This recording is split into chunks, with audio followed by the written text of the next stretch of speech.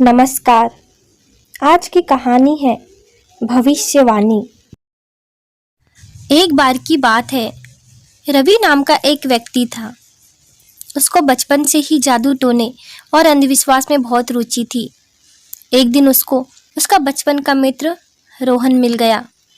वह रोहन को देखकर बहुत खुश हुआ और बोला, हम 10 साल बाद मिल रहे हैं। रोहन बोला, वह कंपनी के किसी काम से वहां पर आया है। रोहन ने रवि के हाथ में हरे रंग की अंगूठी देखी और पूछा, यह तुमने क्यों पहन रखी है? रवि बोला, यह मुझे एक बाबा ने बहुत रुपए में दी थी। वह बोल रहा था कि इससे मैं बहुत बड़ा आदमी बन जाऊंगा। रोहन ने पूछा कि फिर ऐसा हुआ? रवि बोला, अभी तक तो नहीं हुआ, लेकिन जल्द ही कुछ जरूर होने वाला है। इसके बाद रोहन चला गया। एक दिन रवि को रास्ते में एक पोस्टर चिपका हुआ दिखा, जिसमें लिखा था कि 5,000 रुपये दो और अपना भविष्य जानो। रवि उस जगह गया और एक व्यक्ति को 5,000 रुपये देकर बाबा के पास पहुंचा, जो हिमालय से आए थे। रवि ने बाबा से पूछा, मुझे यह जानना है कि मैं सफल इंसान कब बनूंगा। बाबा ने रवि को बताया कि वह कभी भी सफल इंसान नहीं बनेगा, क्योंकि वह तो 2 महीने में मरने वाला है। रवि यह सुनकर बहुत दुखी हुआ। उसको इसके बाद रात भर नींद नहीं आई। वह अगले दिन बैंक गया और सब कागज भरकर 1 करोड़ का लोन ले आया।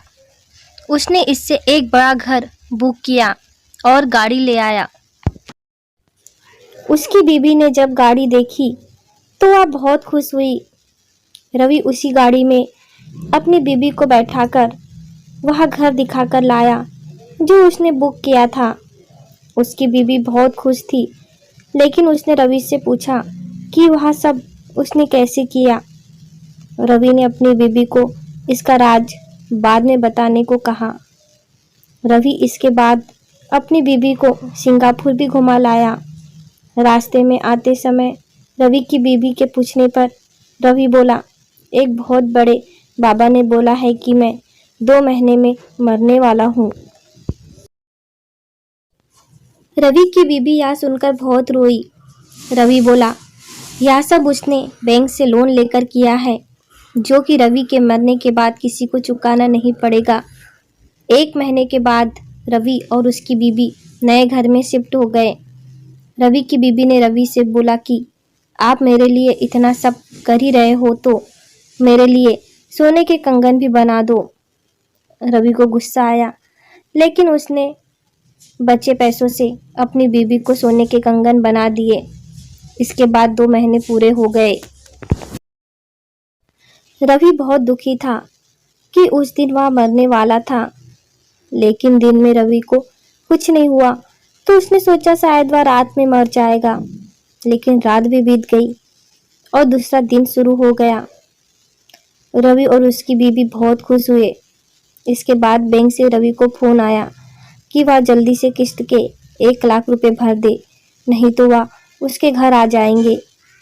रवि को पता चल चुका था कि बाबा ने उसको बेवकूफ़ बनाया है और इन सब अंधविश्वास में कुछ नहीं रखा। उसने निर्णय किया कि वह घर गाड़ी बेचकर लोन चुकाएगा।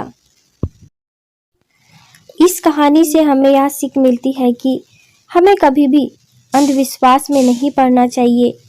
इसका नतीजा हमेशा बुरा ही होता है।